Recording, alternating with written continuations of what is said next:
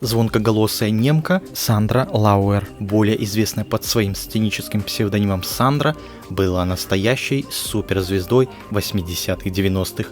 Советские граждане полюбили ее еще во время участия в трио «Арабески», а позже и как сольную исполнительницу. Потом Сандра записывала сольные хиты и участвовала в феноменально успешном проекте «Энигма», который придумал ее первый муж Михаэль Крыту. Однако личная жизнь певицы в итоге обрушила ее карьеру, и пусть ее популярность осталась далеко позади, но сцена так просто не отпускает. Иногда бывшая королева диска не прочь зажечь на концертах, как во время своей бурной молодости. Сладкий голос этой певицы наверняка многим из нас навевает приятные воспоминания о юности, а кому-то о детстве. Помнится песня «Мария Магдалена».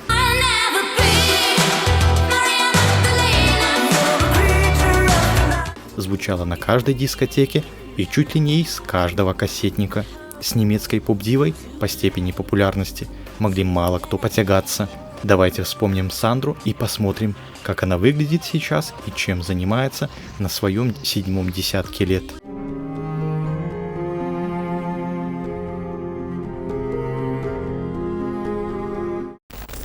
Это была не самая приятная в мире работа, бесконечный гастрольный чес, да еще две старшие коллеги из «Арабесок» изводили девушку дедовщиной.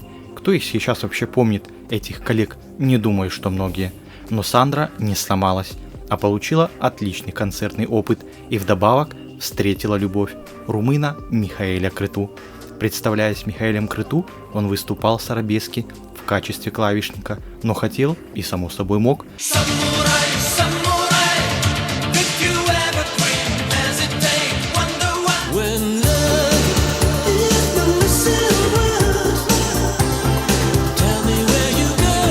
делать совершенно другую музыку. В 1985 году Сандра порвала мировые чарты хитовым альбомом The Long Play. Именно для него был спет всем известный сингл «Мария Магдалена» о девушке, которая не желает каяться в своих чувствах и мечтает о еще большей страсти.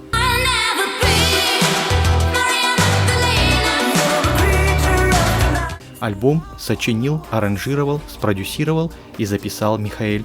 Пара заключила брак и переехала из Германии на Ибицу, купив там самый настоящий средневековый замок и организовав охрану, надежно закрывшую частную жизнь новых суперзвезд от любопытных глаз. Сандра взяла фамилию мужа. В начале 90-х Михаэль Крыту представил новый громкий проект «Энигма», в котором электронная музыка сочеталась с григорианскими хоралами и народными напеваниями. Необычный саунд и уникальное настроение композиций «Энигмы» обеспечили проекту обожание публики.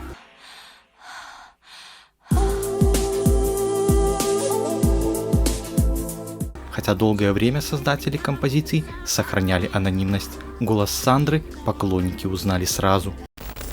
Сандра поставила карьеру на паузу, когда в 1995 году у нее и Михаэля родились двойняшки Никита и Себастьян Крыту, а в 2007 году произойдет событие, которого никак не ожидала звездная певица. Михаэль увлечется молодой моделью и однажды скажет жене грустное «Прощай». Развод стал сложным испытанием для Сандры. Муж, который был для нее самым близким человеком, провел все быстро и жестко. Певица не потеряла возможности общаться с детьми, но юристы Крыту запретили ей появляться с сыновьями на людях и каким-либо другим образом демонстрировать их в публичном пространстве. Сейчас парням по 28 лет, и о них мало что известно. Никита живет в Голландии и руководит сервисом по набору персонала, а Себастьян работает в звукозаписи. Несколько позже бывший муж не раз будет помогать Сандре в ее проектах, однако прежний творческий запал блистательного союза вскоре исчезнет. С уходом Михаэля известность певицы заметно поубавилась, а порой удача просто отворачивалась от нее. После развода с Михаэлем Сандра вновь вышла на сцену. Ее часто приглашали на набиравшие тогда популярность ивенты звезды 90-х. Фанаты не могли не отметить, как изменилась звезда, поправилась, лицо стало ощутимо круглее. Певица отрицала все подозрения в злоупотреблении спиртным, объяснив лишний вес и отеки гормональной терапией, которую проводит для лечения застарелой травмы сустава.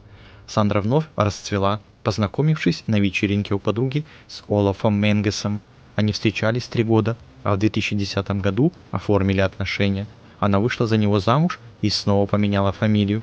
Пара поселилась в замке Сандры на Ибице, и певицу будто прорвало. Она без устали говорила о своей поздней настоящей любви, сравнивая Олафа и Михаэля. Не в пользу последнего, конечно. Новый муж стал новым продюсером певицы, но возвращение на актуальную сцену это ей не принесло. А в 2014 году и Менгеса ждал отворот-поворот. Причины второго развода Сандра также не стала пояснять, просто вычеркнув Олафа из жизни. Она взяла себе двойную фамилию – Ландер Крыту, и снова заперлась в замке, встречаясь только с детьми и некоторыми близкими друзьями. Последний на данный момент альбом она выпустила в 2016 году, если исходить из информации на официальном сайте певицы. И сенсацией он, увы, не стал. Певица продолжает иногда, кто-то может сказать и часто, все ведь относительно, выступать на ностальгических дискотеках и своих концертах и периодически выходить на связь с поклонниками. На ее сайте можно найти график ее будущих выступлений. Сандра не ведет активно соцсети, обновления там происходит редко, от случая к случаю, поэтому получать в постоянном онлайн режиме свежие новости о ее жизни и как она выглядит не получится. Сегодняшняя Сандра мало напоминает ту девушку в коротенькой юбочке, блистающую красотой и идеальными формами тела, но она принимает себя такой, какая есть, и не падает духом, а, как и прежде, поет песни о высоких чувствах. Сандра живет в том же огромном замке, первой покупке в счастливые супружеские годы с Михаэлем Крыту, прислуга, любимые коты, вот и все другие обитатели этого средневекового строения с башнями, напоминающими давно ушедшие мощь и красоту. Праздником для Сандры становятся приезды сыновей, один из которых, Себастьян, поддерживает семейные традиции, он пишет музыку.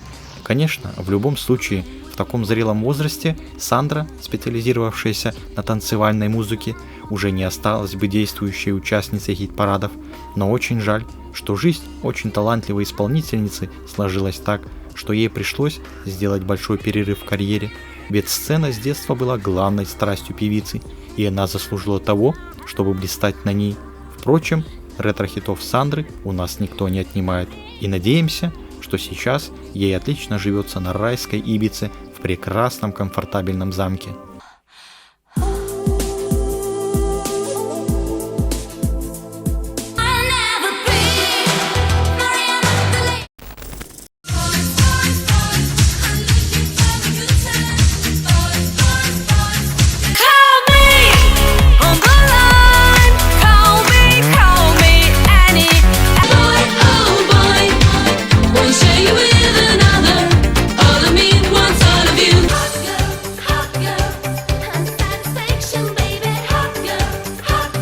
В 80-х годах итальянская певица Сабрина Салерно, всем более известна просто как Сабрина, прочно закрепила за собой звание главного секс-символа не только Европы и Америки, но и СССР. Плакаты с изображением знойной итальянки в знаменитых шортах висели в комнатах у многих подростков, а иногда и в гаражах у советских граждан. Певица, прославившаяся с задорным хитом «Boys, Boys, Boys», под который отжигали на дискотеках, прославилась благодаря Сильвио Берлускони. Правда, по словам модели и певицы, итальянский мультимиллиардер всегда был только другом и ничем другим. Но именно он приложил свою руку к известности и невероятной популярности жгучей брюнетки. Судя по ее творчеству, можно подумать, что личная жизнь Сабрины была не менее бурной, но в действительности артистка всего раз связывала себя узами брака. Более того, она до сих пор живет душа в душу со своим избранником. В этом видео я вам расскажу, как сейчас живет Сабрина, как она выглядит и чем занимается. Не переключайтесь. Но перед тем, как перейти к рассказу о том, как сейчас живет и выглядит Сабрина, нужно само собой рассказать о ее восхождении к славе, так как многие, думаю, знают об этой певице, а разве что то, что она исполняет известную песню «Boys, Boys, Boys». Но если вы знакомы с жизнью и творчеством певицы, переходите по тайм-кодам к интересующей вас части видео. Свой путь к вершине шоу-бизнеса, да и вообще бизнеса, Сабрина начала вовсе не со сцены, а с подиума. Уже с 15 лет девушка участвовала в конкурсах красоты, а в 17 лет стала победительницей конкурса «Мисс Лигурия 1986», после чего ее пригласили работать ведущей на телевидении. Одним из членов жюри конкурса, а заодно медиамагнатом, которому принадлежал телеканал, был Сильвио Берлускони, будущий премьер-министр Италии. Именно благодаря ему Сабрина и начала свою карьеру. То, что Берлускони принял активное участие в судьбе начинающей телеведущей и певицы, породило слухи об их тайном романе, но Сабрина категорически отрицала этот факт. Да, он помог мне тогда, но ничего, кроме приятельских отношений, нас не связывало. Я была его верной подругой. Но поверьте, между подругой, и даже если это подруга секс-символ, и любовницей существует огромная разница. И, кстати, когда мне было 18 лет, именно в этом возрасте я начала делать карьеру певицы. Я вообще не понимала значения слова «секс-символ». Однажды просто друг Берлускони познакомил Сабрину с известным тогда Клаудио Чекетто. И вот уже в 1987 году сингл новоиспеченной звезды под названием «Boys» взорвал хит-парады по всему миру. Откровенный клип на эту песню для того времени был настолько смелым, что в некоторых странах его либо запрещали, либо подвергали жесткой цензуре. А вот в Советском Союзе, как ни удивительно, Сабрина запрещена не было. В конце 90-х Сабрина, выпустив очередной альбом, неожиданно пропала из поля зрения публики и журналистов. Она даже перестала появляться на итальянском телевидении. Позже певица объясняла это тем, что устала от славы и решила сосредоточиться на своей семье, а потом на воспитании ребенка. Сабрина всегда пользовалась большим успехом у мужчин, но замуж вышла всего однажды и остается в браке до сих пор. Со своим будущим мужем она познакомилась еще в начале 90-х. Известный продюсер и один из богатейших людей Италии Энрико Монти тогда работал в звукозаписывающей компании, а сегодня продолжает семейное дело, начатое еще в далеком 1911 году его предком Бруно Монти. У него бизнес по производству тканей. Их с певицей первая встреча состоялась на званом ужине. Изначально речь шла лишь о творческом партнерстве. У Энрико и его молодой жены только что родился ребенок, да и сама Салерно была не свободна. Ее связывали романтические и деловые отношения с французом Пьером Кассо. Начав работать вместе, Сабрина и Энрико поняли, что между ними возникло нечто большее, чем просто взаимная симпатия. Они понимали, что причинят боль любящим их людям, но были не в состоянии сопротивляться своему чувству. Как позже выразилась сама певица, любовь не подчиняется логике. Правда, целых 10 лет возлюбленные не спешили вступать в брак. Это произошло уже после того, как в 2004 году у них родился сын, которого назвали Лука Мария Монти. Сама же Сабрина через несколько лет после рождения Луки возобновила карьеру. Ее полноценное возвращение на сцену случилось в 2008 году, когда певица выпустила свой 9-й сольный альбом и сняла новые клипы. Правда, прежнего уровня популярности она уже не достигла. Ее имя и поныне ассоциируется в основном только с музыкой 80-х годов. Впрочем, и сегодня 56-летнюю Сабрину называют, если не самой популярной, то одной из самых богатых певиц Италии. Многомиллионные доходы ей приносят не только выступления и перевыпуски альбомов, но и съемки в рекламе, собственная сеть ресторанов, линия модной одежды. Хотя, как признается сеньора Салерно, в ее шкафу до сих пор хранятся те самые джинсовые шортики, о которых я расскажу чуть позже, которые в далекие 80-е совершили в СССР сексуальную революцию. Сабрина уверяет, что за всю жизнь она не сделала ни одной пластической операции, и все, что у нее есть, заслуга природы. Но исходя из ее преображения и то, как она выглядела раньше и сейчас, очевидно, что хирурги поработали на славу, а еще ее собственного умения быть счастливой. Я имею в виду прежде всего семью. Муж, ребенок – это очень красит и молодит. Знаю это по своему личному опыту. После рождения сына Луки я стала лучше. Но теперь немного о тех самых шортиках, о которых я говорил.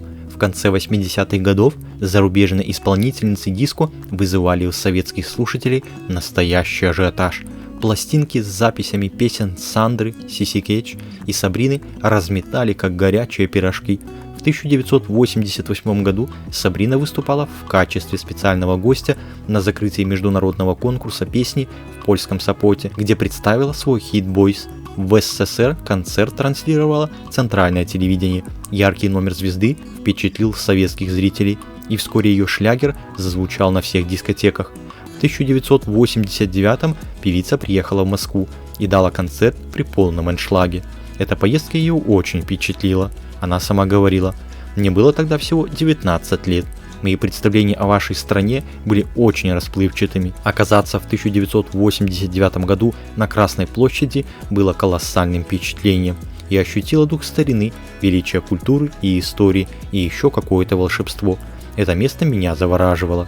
Мне казалось, что я попала в какую-то сказочную страну. Шел снег, было очень холодно. Под впечатлением остались и зрители, а модницы тут же принялись подражать итальянской поп-королеве. Особенной популярностью у них пользовались короткие джинсовые шорты с рваными краями, в которых Сабрина щеголяла на сцене. Разумеется, этот кокетливый предмет гардероба тут же прозвали Сабринки. На сегодня Сабрина живет в Венеции. Она по-прежнему весьма привлекательна и хороша собой. Она следит за питанием, занимается спортом, много путешествует. Звезда уверяет, что довольна своей судьбой, которая была ей предначертана с рождения. А на вопрос журналистов, кого она любит больше, мужа или сына, отвечает однозначно – Луку. В свои 56 лет Сабрина стала выглядеть моложе, чем в молодости. Ее просто невозможно узнать. Всем понятно, что без хирургического вмешательства не обошлось. Певица активна в социальных сетях и до сих пор любит провокации.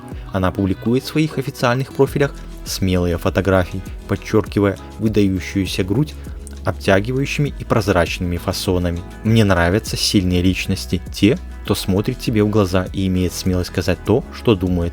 Подписала она одну из фотографий, а в интервью рассказала, что делает, чтобы оставаться привлекательной. Оказывается, у нее есть свои проверенные методы. Я выбираю достаточно низкокалорийные блюда, хотя от пиццы, спагетти и бокала вина я никогда не отказываюсь. Занимаюсь в спортзале 4 раза в неделю. Несмотря на то, что Сабрина давно не то чтобы в обойме популярности, как раньше, но она остается профессионально активной, выпускает новые альбомы и снимается в кино. Довольно частый гость на ретро-дискотеках по всему миру, где есть популярность на такого формата шоу. Ну а в личной жизни все без изменений. Вот уже 30 лет.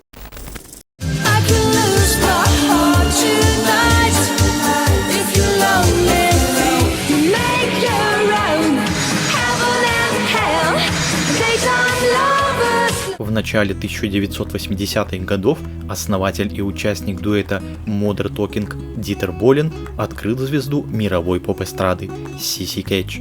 Однако он в равной степени приложил руку и к творческому перерыву певицы, не захотел вовремя принять ее самостоятельность, отпустить свободное плавание. Тем не менее, сейчас Сиси Кей остается легендой. Ее песни заставляют старшее поколение предаться ностальгии, поэтому она частый гость ретро-концертов в разных точках мира. В конце 80-х она была невероятно популярна в России. Ее песни крутили на всех дискотеках Перестроечного Союза, а эпатажный образ певицы с начесом, ярким макияжем и косухами стали образцом для подражания у советских модниц. Официально Сиси Кетч сейчас не дает концертов в России, Украине и Беларуси, но в частном порядке, пожалуйста, цена вопроса 10 тысяч евро, и звезда диска будет у вас на корпоративе, вместе с подтанцовкой из 2 парней латиноамериканской наружности, отработает полноценный концерт со всеми своими хитами, но иногда просит не выкладывать фото или видео в сеть с ее участием, только желательно по согласованию. Поэтому фото и видео с ее концертами на частных корпоративах, вечеринках или днях рождениях в сети мы не увидим, или таких крайне мало. Раньше, до пандемии, Сиси Кетч много раз выступала на фестивалях и ретро-дискотеках в СНГ странах и больше всего в России. В России сейчас их нет, но в Восточной Европе такие фестивали проходят. хоть и не такие масштабные, конечно.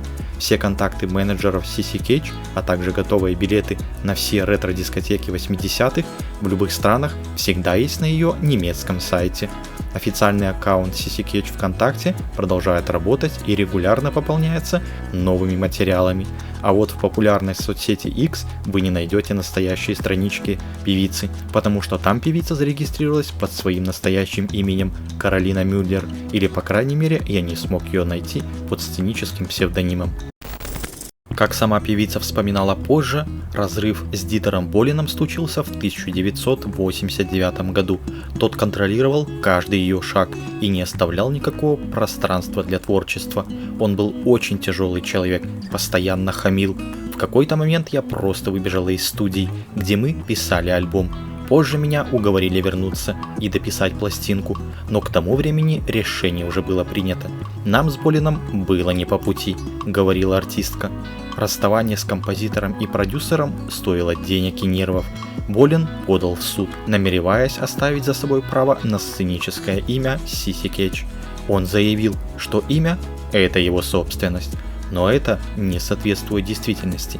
При телефонном разговоре мы вместе нашли имя CC Cage. И, что я считаю особенно подлым со стороны господина Болина, это то, что он предложил мне выкупить мое имя за 500 000 марок, говорила певица в интервью известному музыкальному журналу.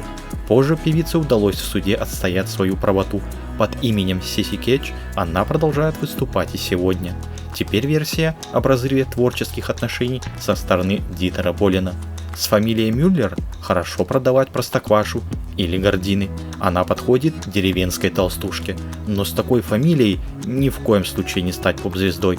Пишет в своей книге «Ничего, кроме правды» Дитер Болин, автор псевдонима CC Cage и всех хитов певицы. По его словам, в 1985 году его затащили в какой-то деревенский ресторан недалеко от Бремена. Там очень навязчивый и напористый мужик по фамилии Мюллер, вылитый торговец рыбой на базаре, пытался подпоить Болина, убедил его прослушать в студии свою дочку. Она выступала тут же, в том ресторанчике, в составе местной девичьей поп-группы. Отец Каролины в 1981 году, скопив 20 000 марок, бросил работу на производстве кирпичей и тротуарной плитки и основал агентство по организации праздников. С этого и началась карьера певицы. После школы-то Каролина работала простой швеей на фабрике и училась на дизайнера одежды. Дитер Болин нашел некую изюминку в деревенской девушке, которая причесывалась будто колотушкой для картофельного пюре, как говорил Дитер, и записал с ней на пробу одну песню «I can lose my hair tonight».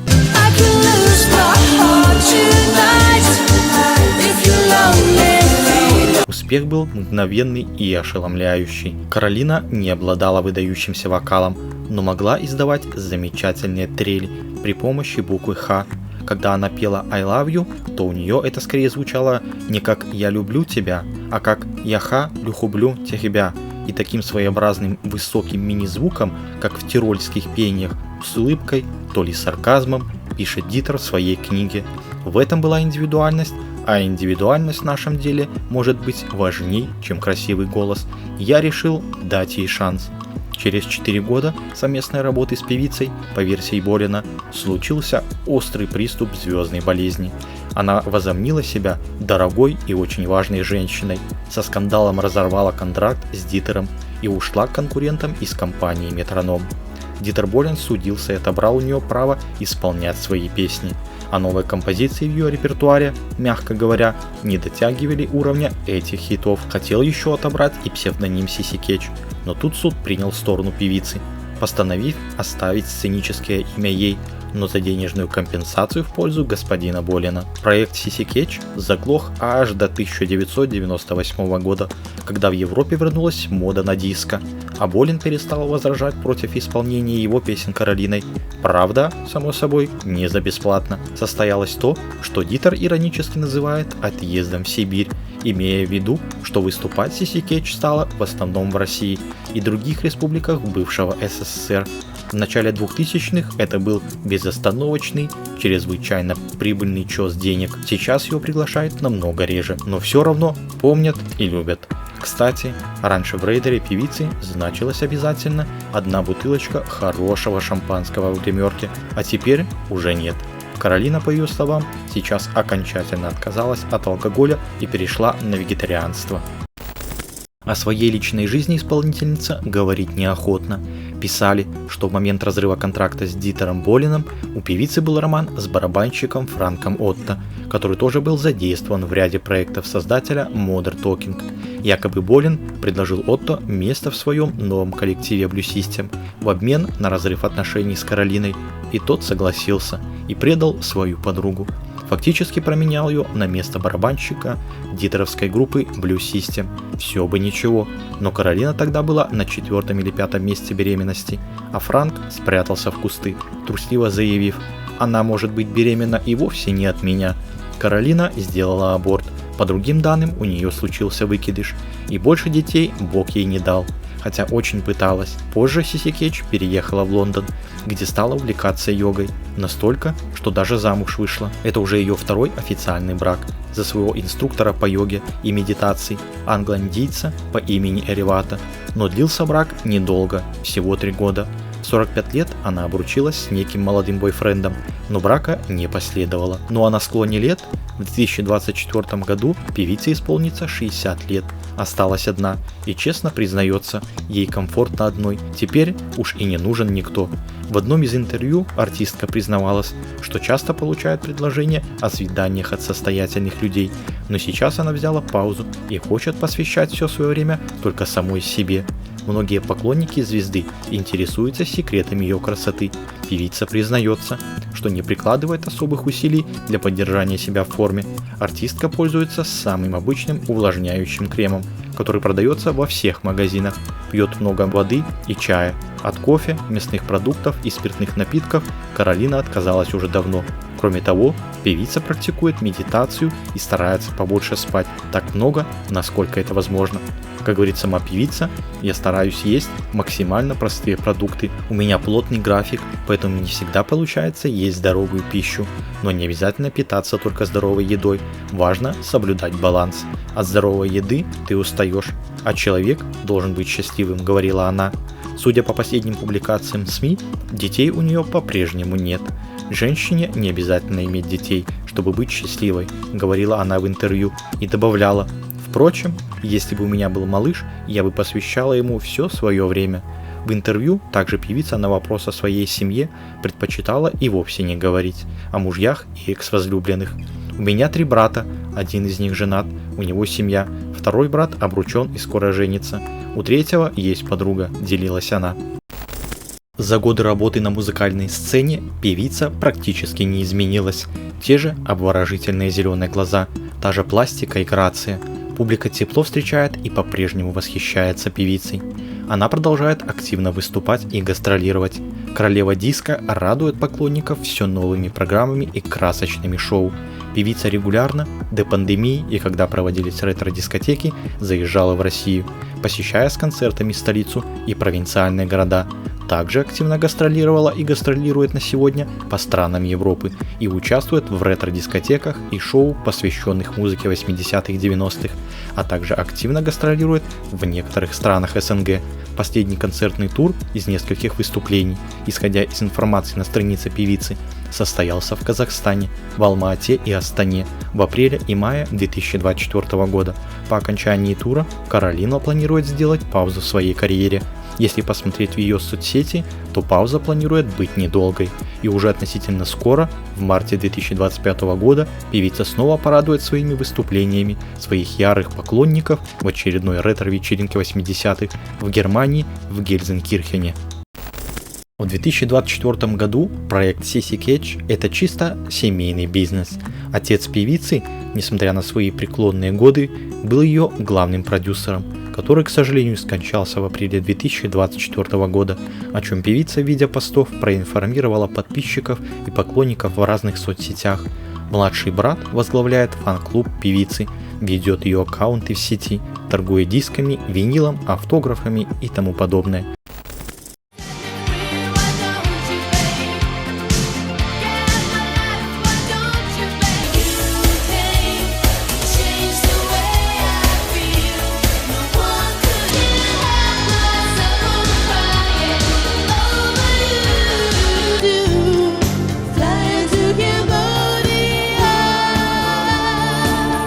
Уайлд – это британская певица и автор песен, которая стала популярной в 80-х годах.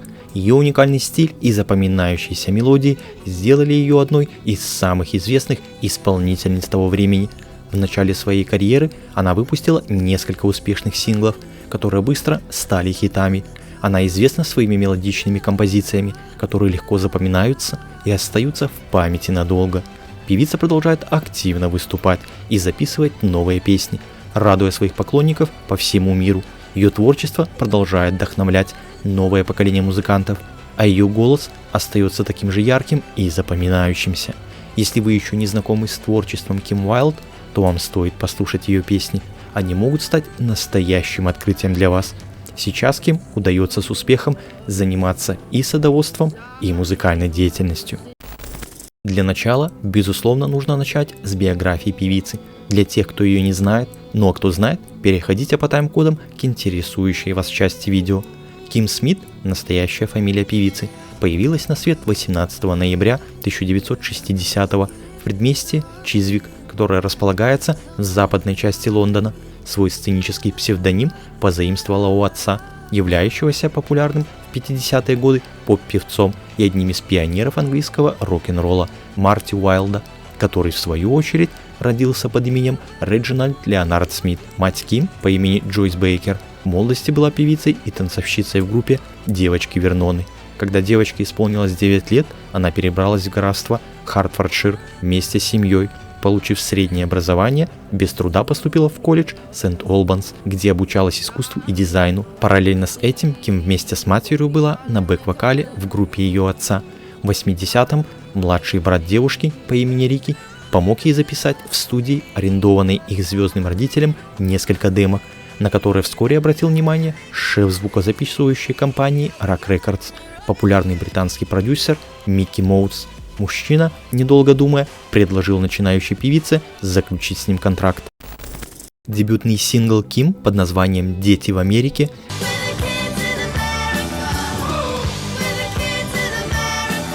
вышел в начале 81-го и сразу принес ей известность. Песня заняла второе место в английских музыкальных чартах, однако по версии авторитетного американского печатного издания Billboard стала только 25-й. Несмотря на это, впоследствии композиция «Дети в Америке» превратилась в визитную карточку Уайлд. Выход первой пластинки, получившей простое и незамысловатое название Ким Уайлд, состоялся в том же году. Дебютный диск мгновенно попал на 3-е место Великобритании, а сингл «Вода в стакане» и «Кричата любовь», которые сопровождали его, пробились в верхние строчки в местных чартах.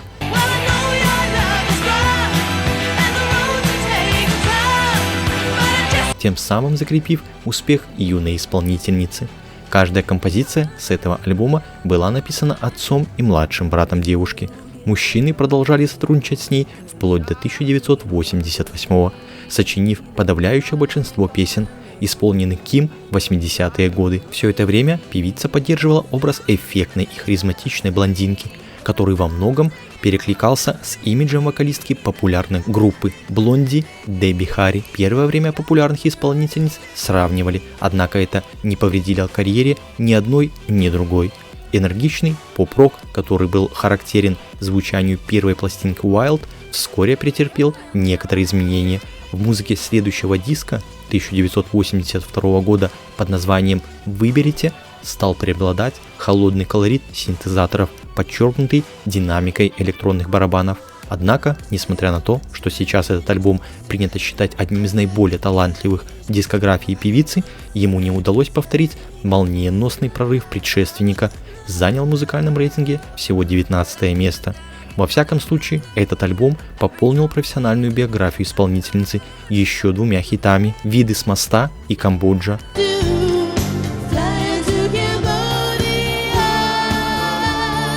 На обе композиции вышли клипы. 3-му и 4-му альбомам Уайлд под названием «Лови, как только сможешь», вышедший в 1983 году и так не издавшийся в Соединенных Штатах Америки, и другому альбому с названием «Дразнит и дерзит» 1984 года не удалось повторно поднять девушку на звездный Олимп.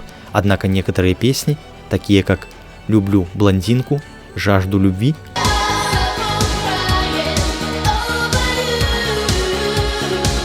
обрели популярность у британской аудитории. Образовавшийся застой в творческой жизни певица решила исправить кардинально. В 1984 году она ушла из Rock Records и подписала новый контракт с масштабной американской корпорацией MSI. Спустя 2 года Ким в некотором роде удалось вернуть утраченную популярность после выхода танцевальной версии старого хита американского коллектива Supremes под названием «Ты заставляешь меня цепляться за тебя».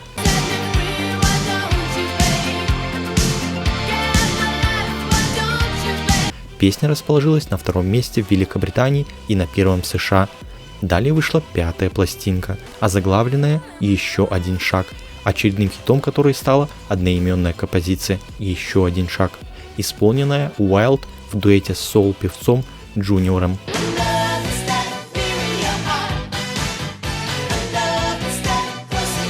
В следующем году творчество женщины снова попало в чарты после того, как она спела рождественскую песню под названием «Зажигаем вокруг рождественской елки» совместно с комиком Мелом Смитом.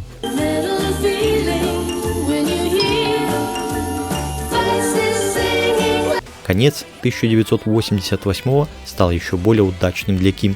В декабре ее новая пластинка Close разместилась на 8-м месте в музыкальном чарте, став источником нескольких топовых хитов. Стиль музыки Wild стал соответствовать коммерческим и танцевальным канонам, в отличие от резкого синтезаторного попа, популярного в первой половине 80-х. Претерпел изменения и внешний облик блондинки. Вместо молодежного образа певица обратилась к более женственному, сексуальному и утонченному. Альбомы, вышедшие в 90-е годы, а именно «Любовь движется» 1990 год и «Любовь это» 1992 год, снова не сильно заинтересовали массовую публику, хотя некоторые треки с пластинок все-таки попали в чарты. По-настоящему провальным стал альбом 1995 года под названием «Отныне и навсегда», на который во многом повлиял такой музыкальный жанр, как соул. После этого Ким Уайлд на долгое время забросила карьеру поп-исполнительницы. В первый год нового тысячелетия она отправилась в ностальгическое турне «Тогда и сейчас» совместно с другими знаменитостями 80-х, а также записала и выпустила в Германии сингл «Рожденный быть диким», являющийся кавер-версией песни, принадлежащей группе Steppenwolf.